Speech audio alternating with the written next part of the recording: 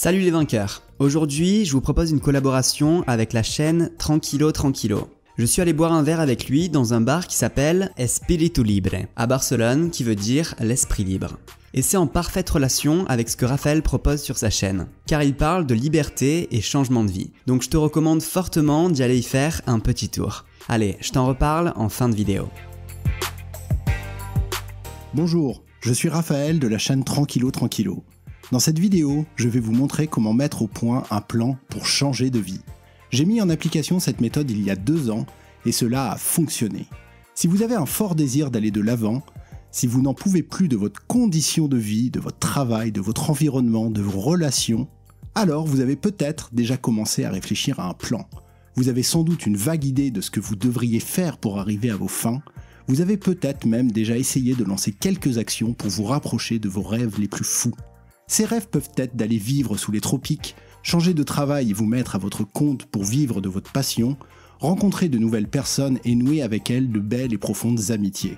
Le problème, c'est que même si vous avez déjà réfléchi à un plan, même si vous avez une idée de ce que vous devez faire, même si vous avez déjà lancé quelques actions pour vous rapprocher de vos rêves, aujourd'hui, vous n'avez pas encore réussi à changer de vie.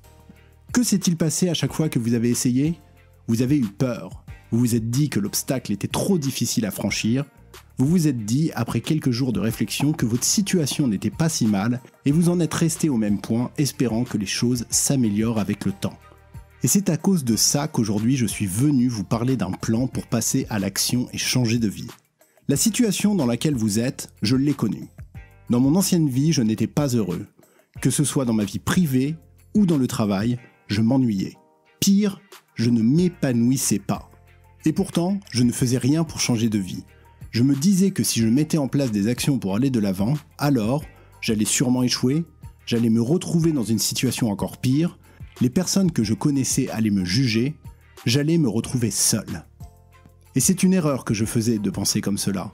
Je ne prenais pas assez de recul pour me rendre compte que toutes ces peurs que j'avais en moi étaient largement surévaluées.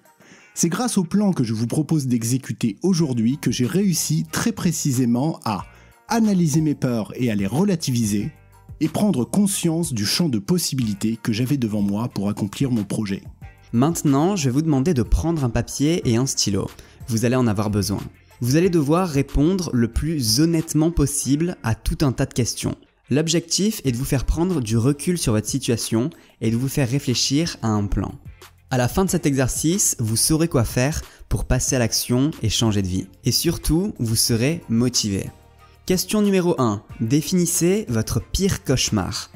Qu'est-ce qui peut se passer de pire si demain vous passez à l'action et que votre projet échoue ? Notez toutes vos craintes les plus terribles. Lâchez-vous. Personne ne vous regarde et personne ne vous juge. Écrivez vos pires craintes. Exprimez-les dans les moindres détails. Question numéro 2. Dans le cas où votre cauchemar se produit, que pouvez-vous faire pour limiter les dégâts ? Prenez le temps de réfléchir à ce que vous pourriez faire si vos pires craintes se produisaient. Quelles mesures pourriez-vous prendre pour vous sortir de cette situation ? Prenez le temps de réfléchir à toutes les solutions qui s'offrent à vous et classez-les dans un ordre allant de la meilleure à la moins bonne. Question numéro 3. Si votre vie actuelle s'arrêtait demain, licenciement, rupture amoureuse, faillite, que feriez-vous ? Prenez de nouveau le temps de réfléchir à cette éventualité. Imaginez du mieux que vous pouvez cette situation. Quelles mesures prendriez-vous pour ne pas trop subir les événements ? Que pourriez-vous mettre en place immédiatement pour amortir le choc ?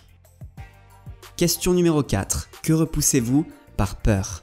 Cette question est très importante. Quelles sont les choses que vous vous interdisez de faire tous les jours pour l'unique raison que vous avez peur de leurs conséquences ? Pourquoi vous interdisez-vous de faire ces choses ? Encore une fois, prenez le temps de bien réfléchir avant de passer à la question suivante. Question numéro 5. Qu'est-ce que cela vous coûte de ne pas faire ces choses ? Répondez en indiquant ce que cela vous coûte en argent, en temps, en énergie, en épanouissement. Faites la liste du véritable coût de votre non-passage à l'action. Question numéro 6. Qu'attendez-vous pour agir ? Écrivez le plus honnêtement possible quel est l'élément déclencheur que vous attendez pour passer à l'action.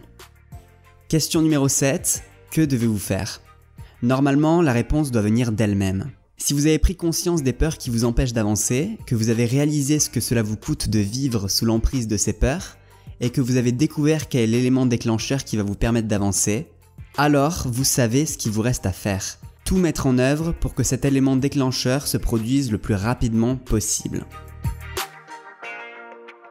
Pour finir, j'ai découvert cette série de questions en lisant le livre controversé de Tim Ferriss, La semaine des 4 heures, en juillet 2015, alors que je vivais à Paris et que je n'en pouvais plus de ma vie. Le 1er septembre 2015, j'arrivais à Barcelone pour commencer une nouvelle vie de rêve. Contrairement à beaucoup de lecteurs, ce n'est pas la loi de Pareto ou encore la découverte des muses qui m'ont marqué dans le livre La semaine des 4 heures.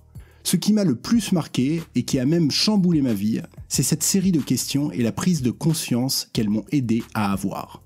Cette série de questions a changé ma vie, et j'espère qu'elle en fera de même pour vous. Merci d'avoir regardé cette vidéo jusqu'au bout, et je tiens aussi à remercier Raphaël de la chaîne Tranquillo Tranquillo pour cette collaboration. Vous pouvez retrouver le lien de sa chaîne en description. Si tu es intéressé par tout ce qui est liberté et lancement de projet, n'hésite pas à aller voir plus en détail ce qu'il fait, car ça va vraiment t'aider.